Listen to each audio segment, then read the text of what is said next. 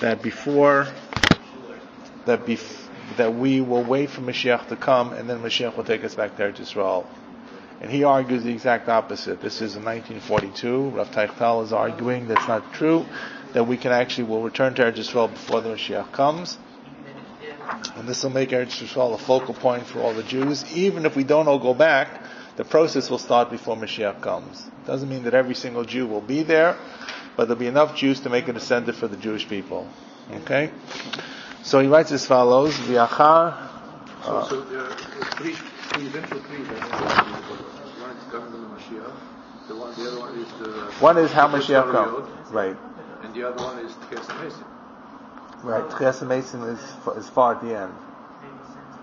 He's talking about before when Mashiach comes. Tchias HaMesim is after Mashiach comes. We're not up to Tchias HaMesim. Isn't there a Rambam something that everybody should experience the other Mashiach, so therefore there should be a Tchias HaMesim before? I heard once. I'm not sure, and I don't think so. But maybe if there's a Rambam, maybe it's something of a discussion. So I'm not sure. Let's say it's either going to be right after Mashiach comes or right before Mashiach comes. I actually believe it's after Mashiach comes. The resurrection? Yeah. After Mashiach. After Mashiach comes. I'm quite sure it's after Mashiach comes. But maybe the Rambam has a different opinion. But the bottom line is that we're not even on that runway. We're not even on that airport. We're right on the part of the process where the Jews are living in the diaspora. What comes first? Mashiach comes first, and then we go to Eretz Yisrael. We go to Eretz Yisrael, and then Mashiach comes first. And how does all the Jews have to suddenly pick up and go together and march to Eretz Yisrael? Is this going to be a mass march, or this will happen over a gradual period of time? After all, if everybody comes to Israel in one shot, how will the land itself cope? Now, especially if you look at 1942, 43, when this is being written, there are pockets and pockets of settlements, and it's hard to imagine how the infrastructure economically would be able to support all the Jews that lived around the world. So by the way, Arut Sheva today announced that Israel has more than 9 million people. Yeah, fair. 9 million people and 9 million Jews. 9 million people and 8 million whatever. I think 20% Arabs. Yeah. Okay. Good. And how many Jews are there around the world? 14. 14? 15 outside of Israel? No, altogether. Oh, yeah. So you're saying So that means eight is more than 20. More in Israel than around the world. Is that really true? I That was believe coming. so. The number is coming close. Maybe by now it is. Okay, let's go on. So, anyways, this is page 140 in the English and bottom of 97 in the Hebrew. So, Acharei Shebiyarti Bezrat Hashem. 6.6 million Jews. That makes more sense. 9 million total, 6.6. That makes more sense. How many? 6.7. What? Around the world? 6.7 in Israel, and that's about 14, 15. Right. So it's not fully half yet. No. Right. But the rate is going up higher in Israel of reproduction, of replenishment, than there is in the diaspora. Because Jews, so it will one day change. The percentages will continue to change. So, and Israel is able to economically support that based upon the advantages in technology and advantages in the way we can, process people and things that can be done, which people couldn't imagine 50 years ago, 100 years ago. After I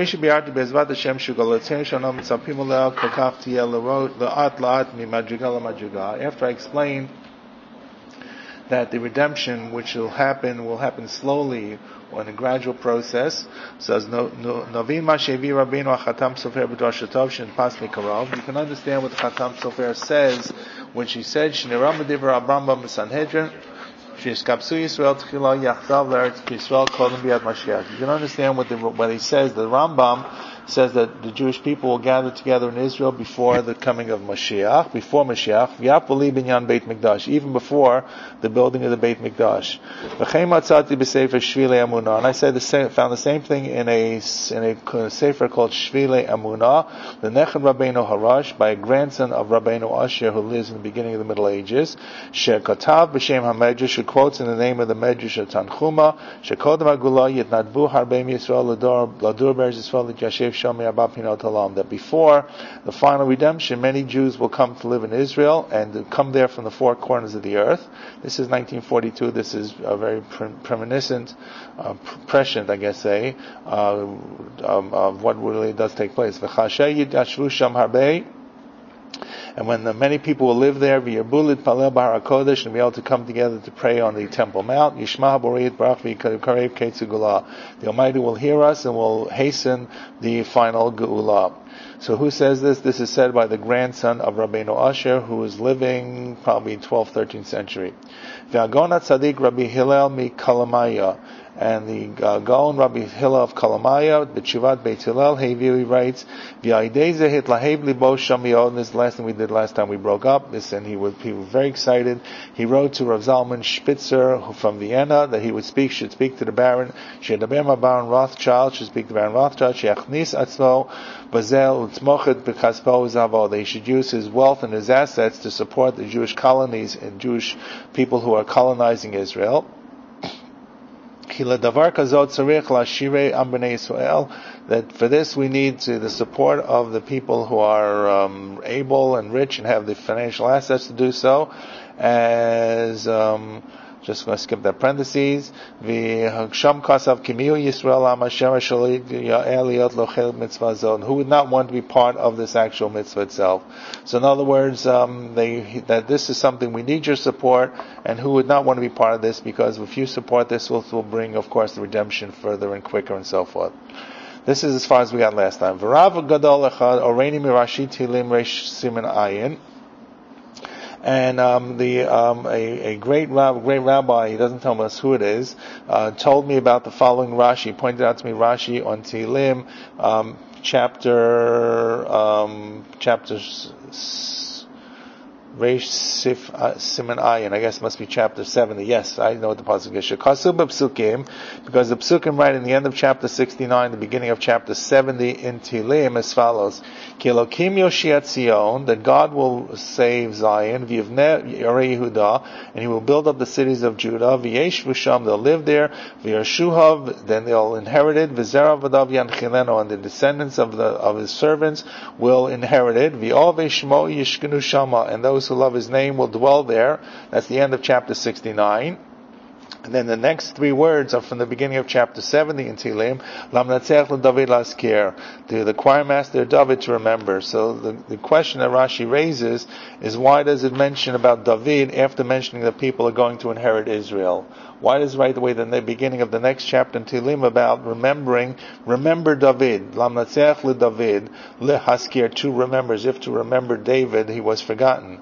V'zeh lashon Rashi, and this is what Rashi says at the end of chapter 69 in Tehillim in Psalms, explaining this confluence of the end of the psukim in 69 and the beginning of 70. The David lahaskir, why are we remembering David? Lashon tfilahu, it's a prayer, it's a request. U'b'medrash Tehillim re'iti, and I saw in the Medrash Tehillim as follows, says Rashi: Mashal melech shekos atzono v'satar tadir. It was a king who got very angry and he was upset with his flock. He's a sheep. And he threw out the sheep and he threw out the shepherd. So he closes up the stockade, he throws out the flock, he throws out the shepherd, and he's just so upset. And after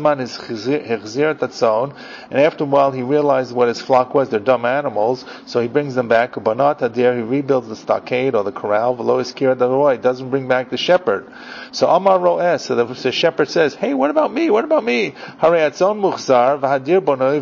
You brought back the sheep, you built the corral. Well, you forgot about me, don't forget about me. The same thing says right to Rashi in commenting on this. When God will save the Jewish people, and it says Elokim Yoshiat Zion, He'll save Zion, He'll bring the people back to Israel.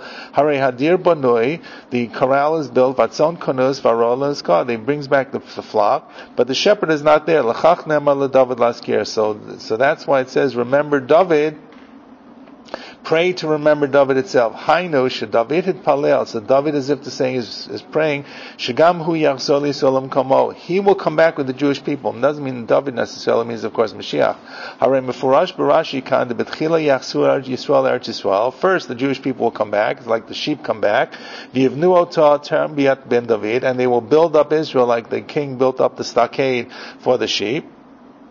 before Ben David, before the descendant of David, which is Mashiach, will come. Ad David Yivakesh Hashem Yitbarach Achar Yisrael Kvar Chazru Gam Hu Etzel Achzor Lahem. So that David or David's descendant will say, if you brought back the sheep to the flock, if you brought the Jews back to Israel, if you allowed them to replenish Israel or repopulate Israel, don't forget about me to restore the kingdom of David, which is Mashiach ben David.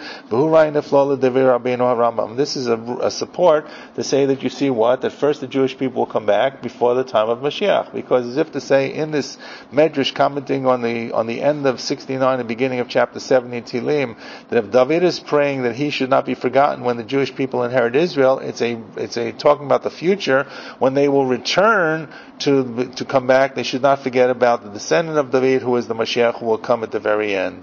That's the piece that he's suggesting. So which comes first? Coming back to Israel. Right, so I could say also that because Tchias HaMesim involves corpses rolling into Israel. But it's talking about bringing back real people. It so makes sense, guys. And then It says, V'zera Avadav, the descendants of his servants. V'yove Shemo. These are not corpses, these are living people. The living people will come back, and then once you got the people there, you kind of... Why should only a very small part of the Jewish people experience Mashiach and not everybody? So I didn't say that. I said first, why should they experience Mashiach? I didn't say they won't experience... All these generations, all people that always hoped for Mashiach, they don't get the chance to see Mashiach. Well, they will later on. When they get resurrected. When they get resurrected later, they won't see the coming of Mashiach. That's just... Right, they won't see the coming of Mashiach. Okay. So, I didn't see the Declaration of Independence. I wasn't alive at Sinai. What does that mean? I miss Sinai. Wouldn't that be something? Well, so my neshama was there at Sinai, but I wasn't at Sinai. So that's just the natural sequence of events. When you're born is when you're born, and people who die before Mashiach. They will come back, but that doesn't mean the Jewish people will not exist. It's about the people. It's not about individual people. V'nira li'atam, and the reason he says that it's going to be like this, that this order of events is based upon what the Chassam Sofer says. The Chassam Sofer b'atzmo shekatav the tachlit ra'asenu hi hapizur v'agalut, that the key of all the evil is this dispersing us among the galut, our galiyot, ki afilo heinecha beit mikdash, because even if the temple were destroyed, v'hayu nesharim be'eretz Yisrael lahoya rak kol kach, if let's say the temple were destroyed as we have Tisha B'Av, it could have been the temple was destroyed and we stayed in Israel. K'mo shekatav Rambam b'Hilchot Tanit b'harigat Gedalia ben Achikam. What happened? Why do we have Tzom Gedalia? Because Gedalia ben Achikam was killed. He was the last governor after the Beis Hamikdash was destroyed. And what happened when Gedalia ben Achikam was assassinated on the day after Rosh Hashanah or the day of Rosh Hashanah, Nichbe Gachalat Yisrael, the embers or the coals of Israel were put out, and it Pazu Babonoteno Harabim Bagaliyot, and we ended up going into a period of dispersion into Babylonia and later dispersions. In other words, there's a sadness in the killing of Gedalia, who was killed after the temple was destroyed. We could have had some kind of semblance of government in Israel after Churban Abayit, led by Gedalia ben Achikam, and it wouldn't have been so bad. What was the year? Which year? What year is Gedalia killed? A year or two after the Beis Hamikdash was destroyed. That was 70 AD when it was No. It's 595, 86. The first temple. First temple. 586. First temple is destroyed. Yeah. Right. And there are still Jews living in Israel. Right. There's still Jews living in Israel, and they appoint Gedalia ben Achikam to be the governor. He's going to be the governor on behalf of the Babylonians who now control the country. Now we had the Jews living in Israel after that. Yes, we did. Correct, but the moment that we opened up a sense of going into Galut, it could be restored. You could have Galut in the future as well, even though we came back for the second Beit Mikdash. But you now have a concept of Galut which is never eradicated completely, because Jews remain in the diaspora and never come all back. What about Galut in Israel, Moshe? How about the Jews today living in Israel who are in Galut too? What about so that? They are, but they are better than the Jews who are living in Galut, who are just as far from the Almighty. They have a better identity. I think it's clear to me that the Jews, and I see it when Israelis come to live in Toronto, that Jews who live in Israel who are secular and are non-religious have a closer relationship to understanding of what traditions are by certain things they keep. Many secular Israelis build a sukkah. build a sukkah. It's just a national celebration, like people put up Christmas trees, lahavdil. People put up Christmas trees even if they're not fully devout Christians. So Jews put up sukkahs even if they're not devout Jews. The idea that Yom Kippur is a day when Tel Aviv is empty, the streets are empty, kids go rollerblading and they go bicycling. Now, I'm not saying that's the best place to be; they should be in shul, but it's a day that everybody recognizes, a day that you don't go to work, right? And you've probably seen some of the time-lapse photos of what Dizengoff Square looks like on Yom Kippur, where they do 24 hours in 4 minutes. You see how suddenly it empties out. And it goes through in the sun. You watch the sun go down. As the sun goes down, suddenly Dizengoff is back to being Dizengoff at the end of Yom Kippur, or some of the beaches, or some of the main busy areas, which suddenly empty out. And you see kids rollerblading down the highways. That's just what Yom Kippur is. And the Israelis come here to this country and they don't understand the difference, because the society itself supports that. You see Israelis come here and they slowly lose their identity. They don't even know when Yom Ha'atzmaut is. The kids end up in public schools and they lose all connection to any tradition whatsoever. Even if it was not, Orthodox tradition, they at least had a sense of what the identity of days were. But if they live in this country, they don't know what Christmas is, they don't know what Hanukkah is. I don't think I'm saying anything new. So I think the Jews who are Jews, you got to compare apples to apples. A Jew who's secular is going to have a better Jewish identity living in Israel than a Jew who's secular lives in outside of Israel, in a Christian country or a Muslim country, wherever they live, a secular country. That's just my opinion. So at any rate, all he's saying here at this point, that the loss or the dispersion, final dispersion of the people, and loss of any semblance of government, which takes place in the end of the first temple after the Beis Hamikdash is destroyed, is also a knockdown. Because you see that we commemorate this in the fast of Gedalia ben Achikam, and the Rambam says, what's the key to the fast of Tzom Gedalia? Beis Hamikdash was destroyed already. It's no big deal. The answer was, you have now final galut. There's no coming back. There's no Jewish rule. I see now, I brought earlier in the name of the Zohar and the Medrash and Yerushalmi, that the redemption will come bit by bit, slowly, and not all at once. So therefore the Jewish people will need to come back before the Gula comes, while we're still in suffering. That's what he's writing. This is World War II.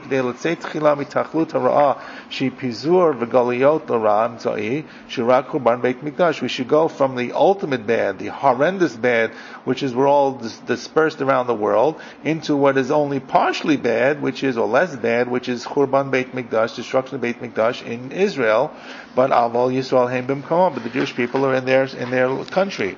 And then later on, when we'll all be together in the land of Israel, there'll be greater hope for the end of our history. That we'll all be able to come and Mashiach will come. There'll be peace among all the Jews who go to Israel. There you go. You're going to all say, well, that didn't happen. Okay. But this utopic picture that Jews will all come together and be very happy and so forth. And by the peace that will happen among all the Jews, Yashuvu Banim L'Gvulam Yivnei Beit Mikdash. All the rest of the Jews will come and will build the Beit Mikdash. There won't be hatred between Jews. As there was when the second temple was destroyed. And now the reason that this has to happen slowly, he now adds a knaich, a wrinkle into it. You'll see in a moment that's a play on words here, because he says, practically speaking, all the Jews could not go to Israel at one point. For nearly low Sif, he said, I'm going to add now on everything that I just wrote you until now, but from the Rambam and the Chatam Sofer, Al Dvar V'Kadoshim L'Vayer, Echid Kwam Kibbutz Niyen Naset Chila B'Eretz Yisrael, Apoli Binyan Beit Mikdash L'Mayit Pizar Galad. I'm going to explain to you how it will happen to reduce the number of exiles and they will come to Israel. Even though we can't bring everybody together to Israel, until the land expands its skin, expands its boundaries. He does not mean physically expand. He means expands its ability to process and infrastructure, take in more Jews. Like the rabbis say in Masechet Ketuvot, the Eretz Yisrael domeh litzvi. Israel is called Eretz Hatzvi, the land of the deer, the land of the hart. And a hart is a very skinny animal. It's not a lot of schmaltz on it. So as a result, it looks like the skin is sometimes folds. The folds expand, right? So in other words, as if you were to add more meat to this deer, the skin would not break. So Eretz HaTzvi, because it looks like it's a very loosely fit animal. So therefore, must be there'll be Jews who will stay in the land of the non-Jews. Until we can process and accept all the Jewish people.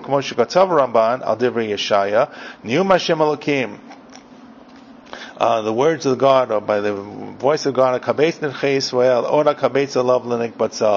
that I will gather the dispersed of Israel. I'll gather others to them besides those who are already gathered that are there. So I'll gather more to those who are gathered.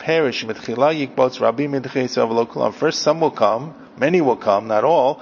And then after Gog and Magog, which is the precursor for bringing Mashiach, these all cataclysmic world wars that will take place at the end of time. I'll bring more to those who are gathered. They'll join those who are already gathered in there. Which means, first you have some type of gathering, which means they're not all going to come together at the same time. You can't process them. It's like it has to expand slightly. Like if you blow a balloon up too quickly, it probably will burst. But if you blow up slowly, you can add and add and add and add. Nearly bazeh. Is he going to explain more about this Gog and Magog? What is it? Not in chapter 2. I didn't go through all of chapter 3, maybe in chapter 3, but not in chapter 2, I don't think. Okay, what is Gog and Magog? Why did you even mention it here? It's the precursor. It's a precursor of before Mashiach comes. Because when Gog and Magog will be defeated, that will be the last barrier before Mashiach can come. People will suddenly recognize the greatness of Hashem. What I've read is 2 nations are going to attack Israel. All the Jews will be in Israel one day. That's how we'll know this is true. And there's going to be a major war. A lot of Jews are going to die. A lot of Jews. And then Mashiach comes. What he's basically saying is things are going to happen in a natural format. It's not suddenly the Jews are suddenly going on a magic carpet or suddenly are vacuumed up from the nations of the world and deposited in Israel. He says practically the land can't take them. But the land can if you give the land time to expand. And that's what's really happened. That's the age we're living in now. We have Jews could not imagine... People could not imagine the amount of Jews that could live in Israel today 100 years ago. It's mind-boggling. It's true. We're talking about hundreds. We're talking about 1,000, 2,000, 3,000. How many Jews lived there before 48? 10,000. I don't remember. Well, now you just told me 6.7 million. Maybe there are 100,000 Jews living in 1948. But they couldn't all go at one time. Still, the country looks beautiful. The country looks more beautiful. Correct. Because what's happened is the infrastructure and the economics and the technology has been able to be developed to accommodate everybody. Mm-hmm. I mean, there's still place for Jews to move. Right? What's happening is as they build cities, they encroach upon the wildlife areas. Right, I was reading about a hyena in Modi'in, which decided to move in because basically, as all the developers built into the valley, the whole habitat was destroyed. This one hyena decided didn't want to really fight with the other 4 hyenas there, so it moved into the city. And they don't know what to do with it. They have to move it out, move it somewhere down. Where they're going to take it? They're going to take it down to the Negev. Because they tried to take it out of the city of Modi'in and move it back to where its habitat was in the valley. And guess what it did? Found its way back into the city. So, but it had a good garbage can, like, you see the raccoons here, the hyena was doing the same thing. People are concerned, hyenas sometimes eat children. There are cases which have happened. They finally had to stop this poor hyena and move it down to the Negev. No one knows what happened to it. Israel cannot rely on skyscrapers, because you can't build... You can't build down... You can't... Well, you'll have to figure... vertically. Yeah. Very interesting. You can't go vertically. What about all the other nations that are going to want to move to Israel too, when the time comes? We'll find place for them. Yeah. We'll find place. There are we'll find place. religious people out there. There are 500 people who live in the building. I don't know. When I was a kid, we lived in an apartment building, and we lived on the 4th floor, and we did not have a sukkah. We had to go to the shul to eat, and as kids, we used to pray for rain. When it would rain, we'd break open the cookie jar, because then we would rejoice when it rained and you didn't have to go into the sukkah, because otherwise we'd have to wait to go down to the shul to eat our lunch and supper. But you're right. These are. I don't know the answer for all the skyscrapers and sukkahs, but you know what? I am convinced that we'll find a way to make it work. We'll build something. I don't know how. Okay, that's the least of the problems. Anyways, nearly. But what he's trying to say is that it's a gradual process, it's a natural process. So it's in line with everything he's really written about, that things are going to happen naturally. So therefore, nearly the Bezeshi and the Kibbutz B'Yisrael, B'tochachei Yerushalayim, and it seems to me that that this will be the way the Jewish people come back to Jerusalem and Eretz Yisrael.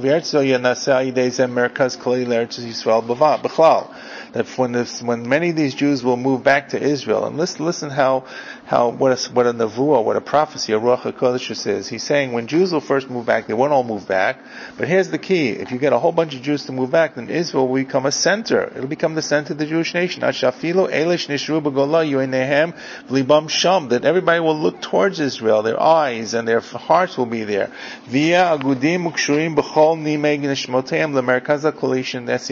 they'll be connected through their, even though they're in the diaspora, they'll remain connected with their souls and with their feelings to the community that's centered, that's in Israel. This will connect them even in the diaspora. And the disbursement, or the dispersion of the Jewish people will not be a dispersion. Why? They'll all be connected to the center in Israel. UJA understands it. Federation understands it. They understand that Israel is a pull for Jews that are even assimilated and secularized. Mashen Kenatah, as opposed to now, he said, Pizur Yisrael, it is a sheep that is lost, a lost sheep that's wandering around. It's a lost sheep among the nations. And no Jew has a connection to another Jew. Today we talk about this melting pot in Israel, and it happens to be in other communities as well, but primarily in Israel, you got Jews from all over.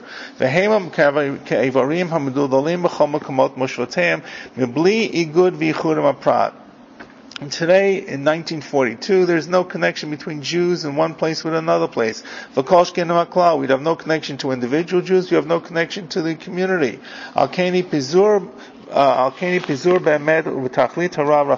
the worst kind of dispersion. We're all separate. We're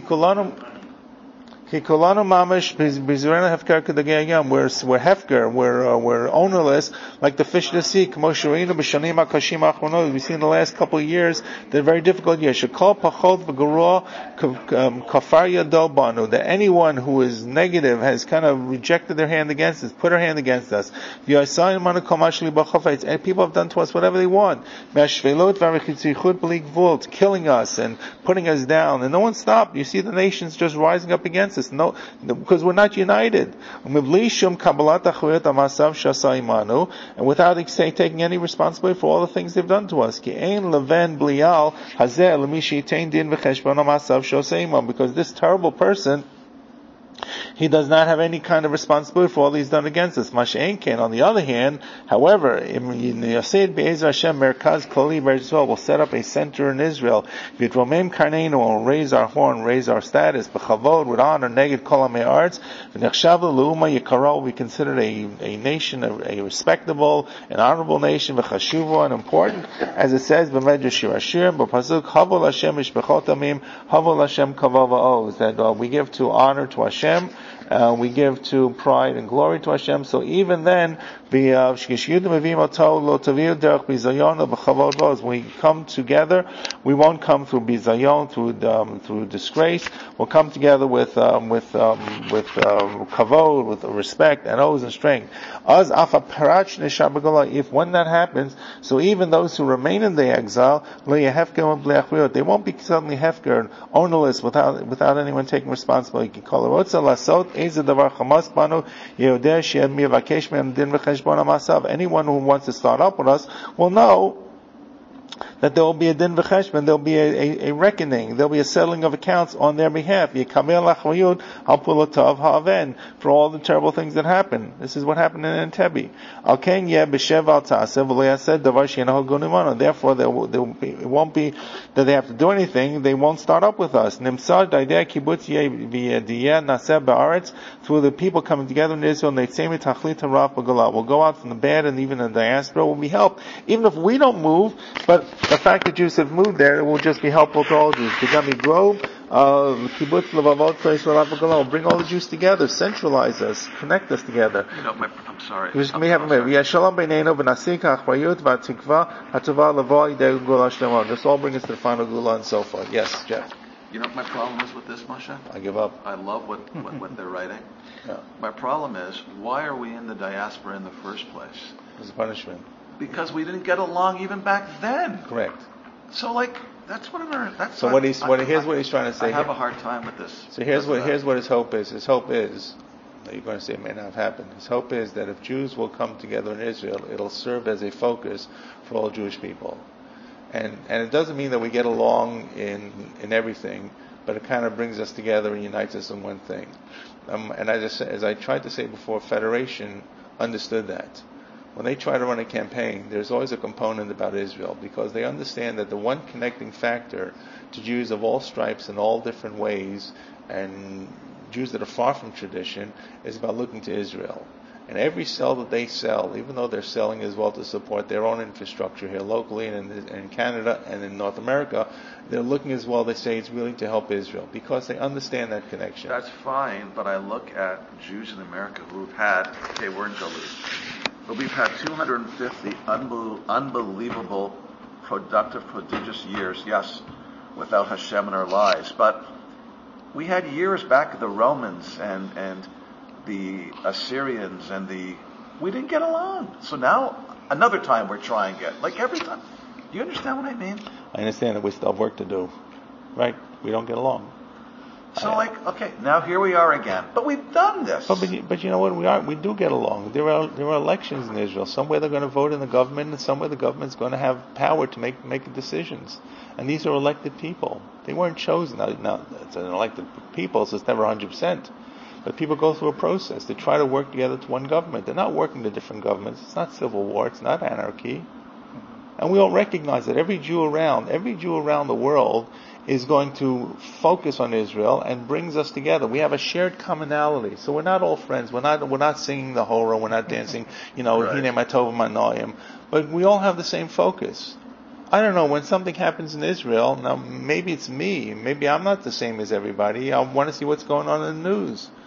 Right? And you kind of hope when something happens that Israel does that brings us pride, every Jew is proud.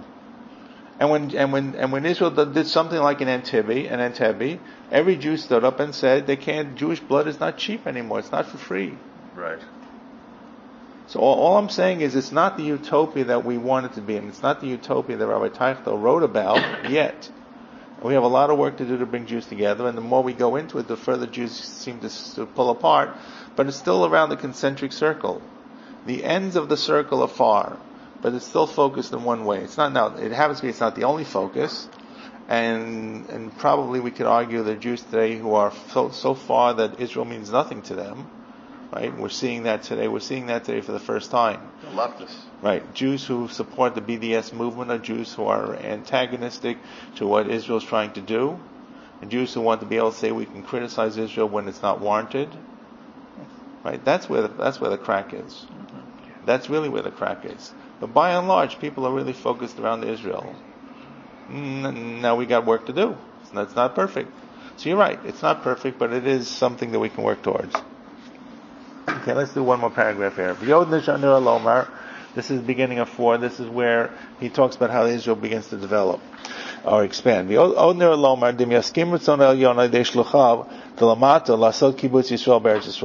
an important statement.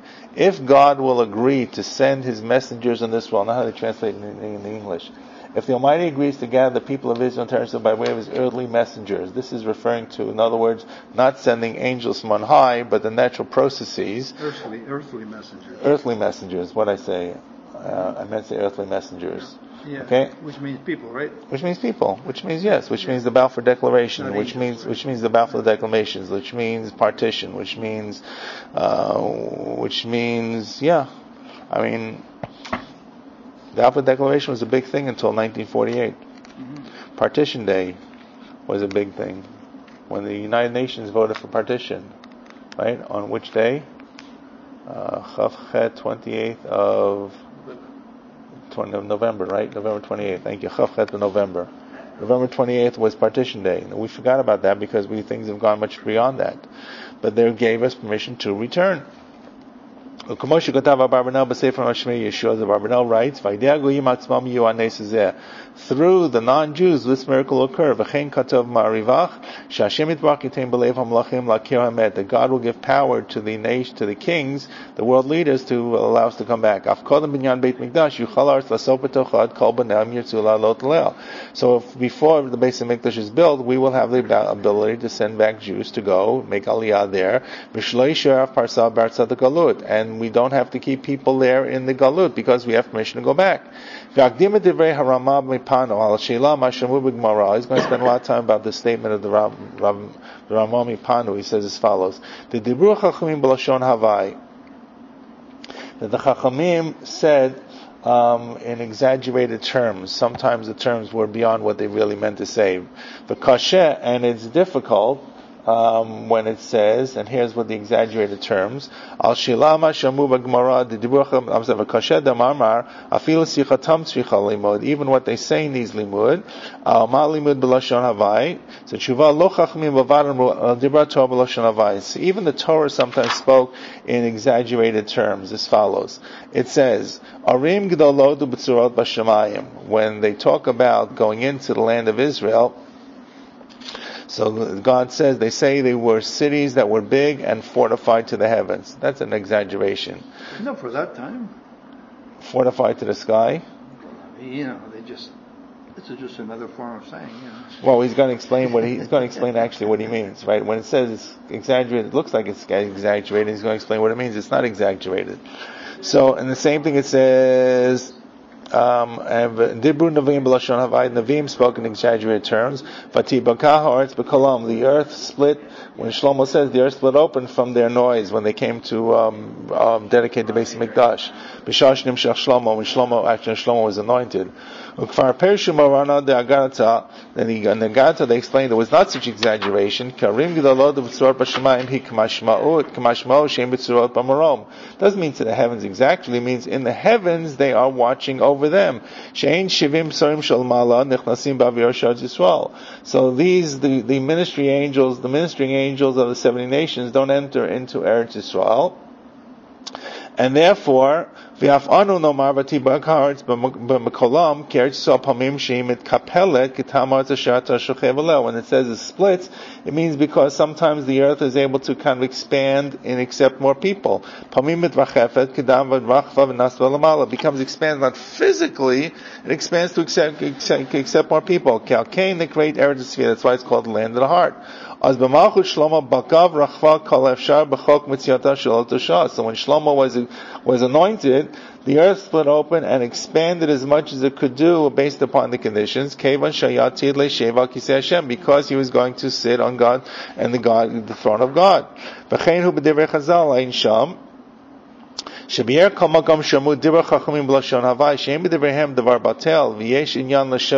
time that we say there's an exaggeration, it's not simply random exaggerations, it's trying to tell us something. As it says, the words Havai, the Rashi Tevot of Havai is Hinei Baruchu et Hashem, let's bless Hashem, Shem B'hem Devar Batel. But therefore, Vadai Sichatam Hainu Havai Shalahem, Tzricha Limud B'li Safek Ad Kan Daito Akdoshim. So in other words, sometimes these words are actually trying to say something that we can learn from. Let's just do one more paragraph before we break up here. I'm going to extend it to his words. When it says, Vayhi b'mei Shlomo Yisrael Yisrael that the Jewish people like the grains of sand on the sea. When it says the earth split, it means because the Jewish people were many. Because the Jewish people were many on under the rule of Solomon. So even before the Beit Mikdash was built, because Solomon only built the Beit Mikdash later in his rule, when he's first coronated, he says the earth is going to split. You see the Jewish people suddenly became more and more. What he's trying to prove is that you see the earth of Israel can expand to accept more people because there was a population explosion during the days of Solomon, even before the temple was built. This is the way Israel as a country works. Sometimes it folds up, sometimes it gets expanded. Like it is for every generation. It doesn't mean that physically it gets split. It means that it's able to accept and work with people and so forth. And so he's going to spend some time talking about this concept that this expansion of Israel, but the basic rule is that it does work and it can expand for us. So the earth did not literally split. Correct. It split. So, Moshe, here's my beef. How do you know what to believe? Korach was swallowed up with 250 of his men, swallowed up by the earth. Was he? If they talk about this parsha here, talks about Shlama and the earth splitting, and it didn't. How do I know Korach and his men didn't get swallowed up by the earth?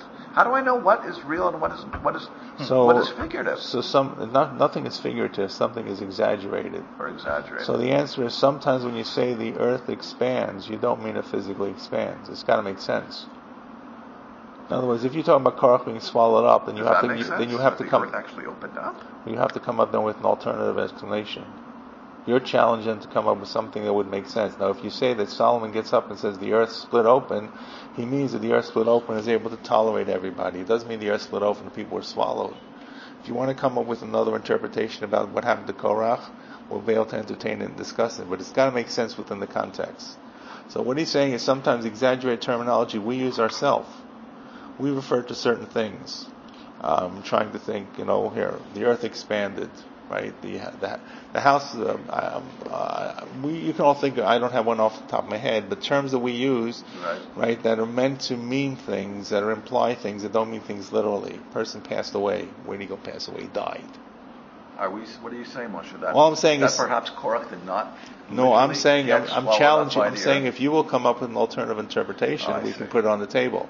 But you have to look at the context of what's being put there. He's saying based upon what the Medrash is saying about the earth splitting in the days of Shlomo, you can interpret it and understand it to mean that Shlomo, who's praising God, is not praising God for an earthquake. The context is being happy. So when he says the earth opened up to accept these people from their noise, doesn't mean that they made noise and suddenly there was an earthquake because of the noise of the people. It means from all the people that were there, the earth was accepting them, that there was room for everybody. Right. So you have to look at the context, I think, is the answer to your question. If it makes sense, we can entertain it. If it doesn't make sense, it looks to me like Korach got swallowed up and that was the end of them. One way or another, he died. His companions died, right? Correct, they didn't come back the next day. Right, all I'm saying is you're entitled to various different medrashim, but it's got to fit into the context. Right. The Korach story, the only context that makes sense is they were eliminated. So if you don't think that they were swallowed up, so what happened to them? I'm not saying me personally. No, I'm trying. My response to you is when sometimes we ourselves use certain hyperbolic terminology, right? Like say, I don't know, my car was so fast it flew off the ground. You're right. Okay, I felt like I was going. I don't know. You know what I'm saying? I shot out of there. You didn't shot out of there. You kind of just pushed the pedal down to the floor. Right. I barreled through traffic. You didn't barrel through traffic. You were in a car. Right. So these are terms that sometimes the Torah uses as well to explain what is really meant. Right. Yeah. Right. So I'm saying you have to look at the context. Uh-huh. Okay. I scheduled tomorrow to meet. Okay. I'm fine. I'm here. Why not? It's New Year's. I'm just pointing out. Just want to make clear. Okay. So for me, my day is the same way, and I think if you guys are off, it's a good time to actually spend some of the day learning. So that's why I kept it. And I know last time we had a federal holiday or a stat holiday, I'm trying to remember when it was, maybe in Labor Day. We did not meet, but I think we should meet. So I'm in, okay? I'm in if Shalom Bayit allows me to be in. Because my wife was said to me, Moshe, before I started coming here at 10 a.m., I was like leaving for shul at 7:30 to put my tefillin on, and when did you get back? she likes to, relax with her husband, right? Yeah. She's just like, so I ticked her off one day. So now it's about shalom bayit. That's for sure. So anyways, you're going to work on the shalom bayit part. Yeah. You got to settle that down.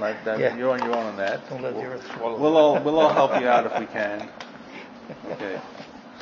Good. All right. Amazing. Okay. Great. Chazak Baruch. Chazak Baruch is right. And Mazel Tov again. Thank you, Rabbi. This is such exciting news. And you started by saying you give us a Mazel Tov. You get the Mazel Tov. I gotta give you a Mazel Tov. You get the Mazel Tov. You get the Mazel Tov. Even Yoki. Whoa, Hashem. Toronto boy. Shah Tova. Should really bring a lot of Mazel. That's right. Yeah.